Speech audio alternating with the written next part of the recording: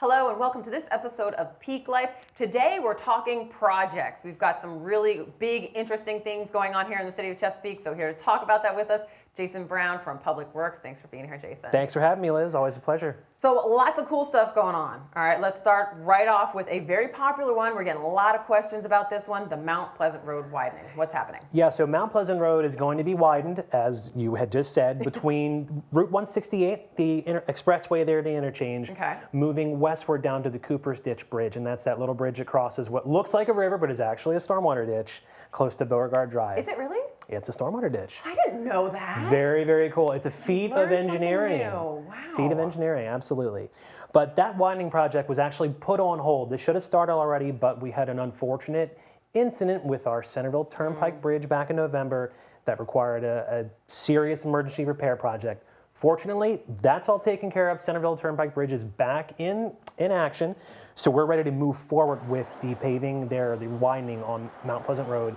And we're looking forward to getting that started, I would say sometime in June. And that's expected to last about 8 months. So we're looking at a completion of that phase of the project sometime in January, maybe February 2022. Obviously, weather permitting, we get into those winter months. Being out there doing resurfacing and widening projects, we always have to kind of cooperate as the weather allows us to. Sure. So that's what the latest on that project is. Now, is that going to do anything for motorists? Like, is it going to cause a bunch of lane closures or anything? Yeah, absolutely. There are going to be some lane closures that are going to be associated with the work out there because it is a widening. It's gone from 2 lanes to 3 lanes, and that third lane is going to be a center turn lane. Okay.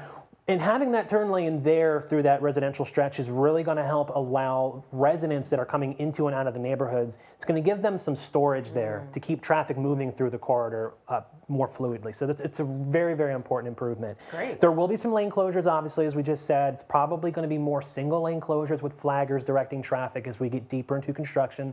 So we do want to inform folks that use Mount Pleasant Road to come to and from work, school, and et cetera. Kind of keep that in mind. Plan for some delays in travel or seek an alternate route to get where you're going. But this is a long overdue project and we're happy to finally start this widening phase. And important to keep in mind that while it's not a funded project right now, the city is looking forward to eventually widening all the way down to Centerville Turnpike. Wow. Okay. We're going to continue year by year to seek funding sources for that. And whenever that is finally funded and programmed, we'll make sure the information is available. But that is on our radar. And it is a priority for us. And hopefully we'll keep Centerville flowing throughout Mount Pleasant construction. Centerville being open is the plan. Do open our to vehicles best with that. is the plan. To vehicles, absolutely. Yes. Okay, let's move into the South Norfolk section, Freeman Ave Overpass. This is another exciting one coming along. This is a big project, and this is one that's really going to help our folks get across the railroad tracks, both our residential folks and our industrial customers in that area. So interesting to think about is Freeman Avenue is the only connecting road between that Money Point, West-South Norfolk industrial area and the rest of Hampton Roads. Freeman Avenue is it. Wow. And you've got a lot of industrial traffic that comes to and from there because of the industry. And when they're caught up by trains, as many of the motorists in South Norfolk would attest, it puts kind of a damper on your schedule. Yeah. So the Federal Railroad Administration is joining with us on this project. They're actually providing 50% funding to get this overpass built. And that's going to allow a streamlined traffic across that Norfolk-Portsmouth Beltline Railway to keep industrial and potentially some residential traffic moving across the railway, whereas before they, again, would have to stop and wait as the trains would come and go. Okay. And some of the additional benefits of that project, that's going to also include some new connecting road for access to the properties kind of adjacent to Freeman Avenue, which is a good thing. It's going to allow easier passage across the rail lines for South Norfolk residents and industry customers, which is the biggest benefit of this project. It's going to enhance emergency response times, and that's something that you may not think about right away when you're sitting at that rail crossing waiting to get across, whether it's at Freeman or if it's Portlock.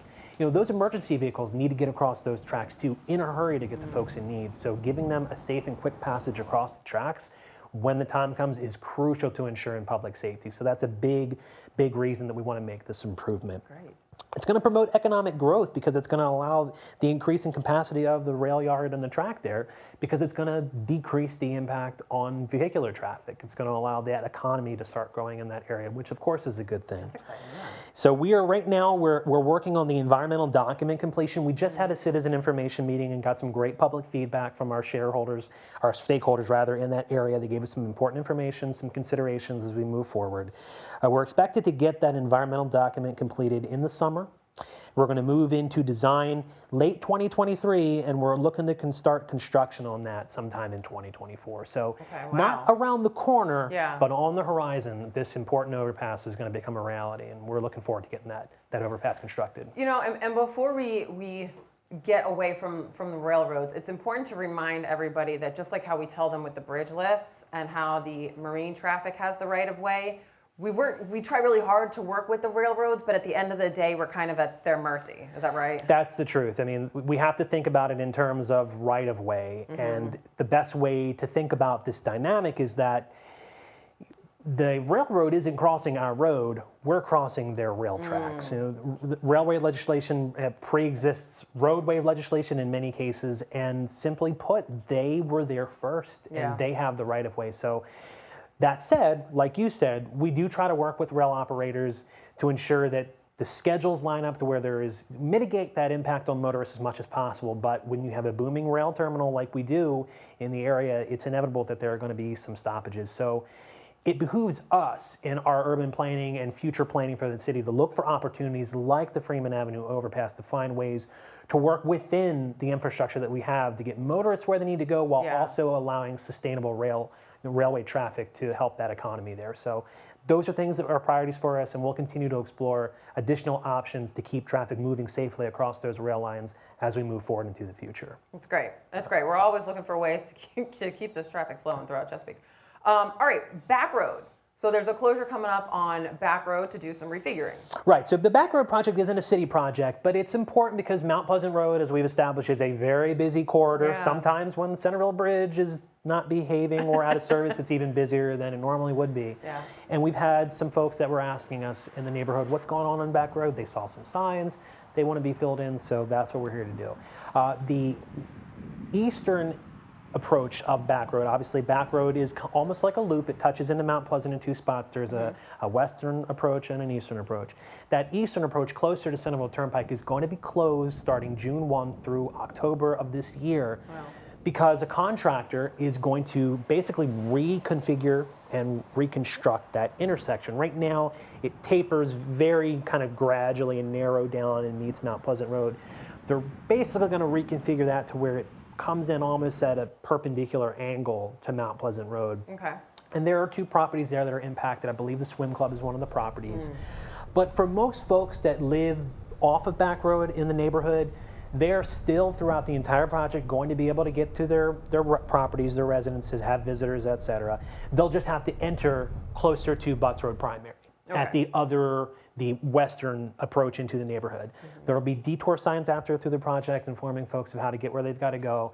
We don't expect it to be terribly inconvenient for folks coming from Virginia Beach or from the east into that area. They'll just have to go down to Butts Road Primary to get into the neighborhood. That's not too bad. Again, come October when the project wraps up, there will be a new intersection there on the westbound side that they'll be able to enter once again to get back into the neighborhood. Great. Just wanted to make sure folks understood what was happening. We know it's a busy part of town, and that they understand what's happening there and what they can expect on that area in the months to come. Love it.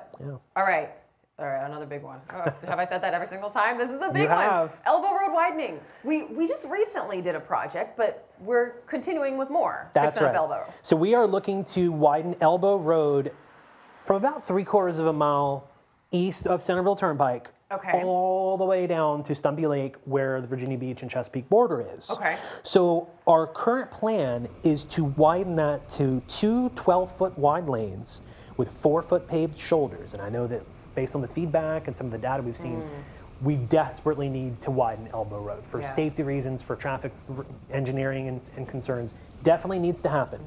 Our plan is to have a divided roadway at this point. So those two 12-foot lanes will be divided in the middle with the 4-foot paved shoulders on the outsides, with the intention of eventually reconfiguring that to a 4-lane roadway, 2 lanes in each direction, which is, again, really going to help carry volume into and out of Virginia Beach and Chesapeake. Yeah. And the traffic data and studies that we have indicate that there's a need for that, and that is our long-term plan. This phase of the project is just providing that widened lanes, divided roadway there. Okay. We are awaiting right now permitting on the wetlands impact side.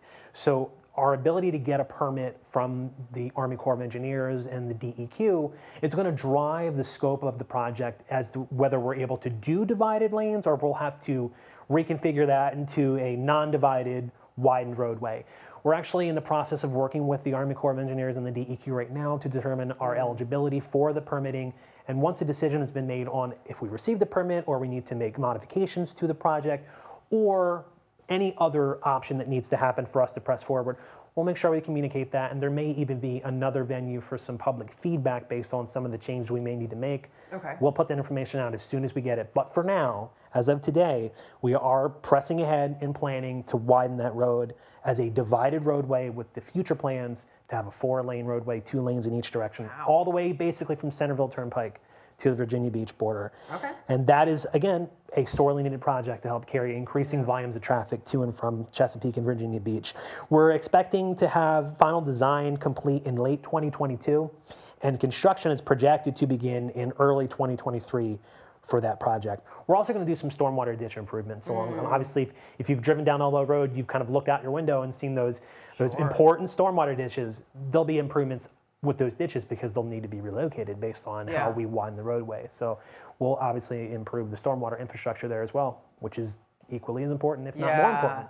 You know, I'm glad, another reason I'm so glad that we're having these conversations is it's a good opportunity to educate really on how long it takes us to get from, hey, we need X to the finished project. I mean, we're talking environmental assessments. We're talking dealing with all sorts of other folks, whether it be railroad or Army Corps or, you know, there really is not a road in any of Chesapeake that gets refurbished without us having to go through a lot of steps. Absolutely. Big projects have a ton of stakeholders, and we need to even think about the impacts of these projects well outside of Chesapeake, especially when we have state or federal funding.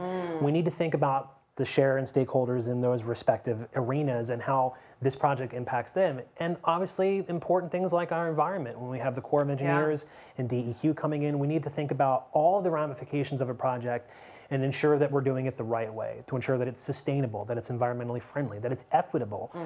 So many important considerations with big projects. And fortunately, we've got a great team that has been able to deliver a wealth of great projects throughout the years, the Expressway, Dominion Boulevard, and again, as we're in the process of exploring even a replacement in the next 15 to 20 years for the Centerville Turnpike Bridge, which a big project with big ramifications, but if done correctly, is going to be a massive improvement that Chesapeake and the surrounding area sorely needs, and one that we're committed to finding the best way forward to fund, design, and construct with all those factors considered. All right, let's hop out of our car and let's go for a walk on a Chesapeake Trail. We've got a big old project coming up. So this is a fun one. This is one that we've been working on for a couple of years, and we're finally able to really get under construction. Construction actually is underway over on what we call the Chesapeake Trail. It's had a few different nicknames throughout the years. We've called it Rails to Trails, or the Western Branch Trail, or the Seaboard Trail. It's the Chesapeake Trail, and it is our contribution to a Southside Hampton Roads network of multi-use trails. And the first phase of this project, which is under construction now, is going to provide a 10-foot multi-use path from Portsmouth, basically at the High Street area on the western side of Portsmouth, over to Darden Street, which is off of the Taylor Road, kind of in the Bruin Drive neighborhood, part of Western Branch. So that's going to be the initial bounds of the project. From there, we are going to continue to pursue funding and design for future phases of the project to eventually carry that 10-foot paved trail all the way from Darden Street over to the Suffolk Seaboard Coastline Trail, connecting this network of trails together. And in the future, we look forward to being able to carry walkers, runners, cyclists, pedestrians, basically all the way from Suffolk into Virginia Beach on this amazing network of trails. So this is an important contribution for recreation purposes, and it's a great kind of multi-agency partnership. We've got some VDOT funding for this project, obviously, and there's some coordination that we need to to pursue with VDOT because part of that trail in the future will cross beneath of I-664, Oh, wow.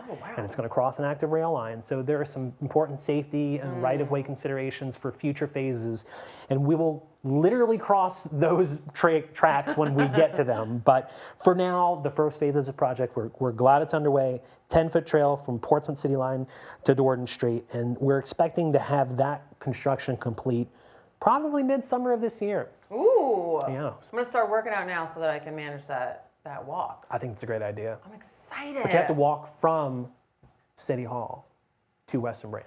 Okay, we're done now. No.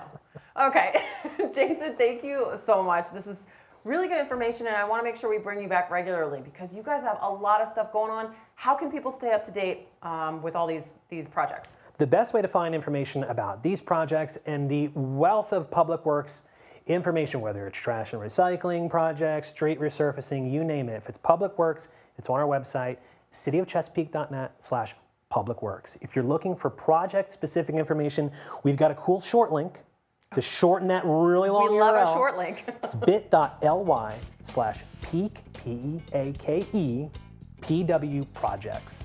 Got it. Cool. Jason Brown, Public Works, thank you so much for all this info. No problem, Liz. Thank you. That does it for this edition of Peake Life. Thank you so much for watching, and we'll see you next time.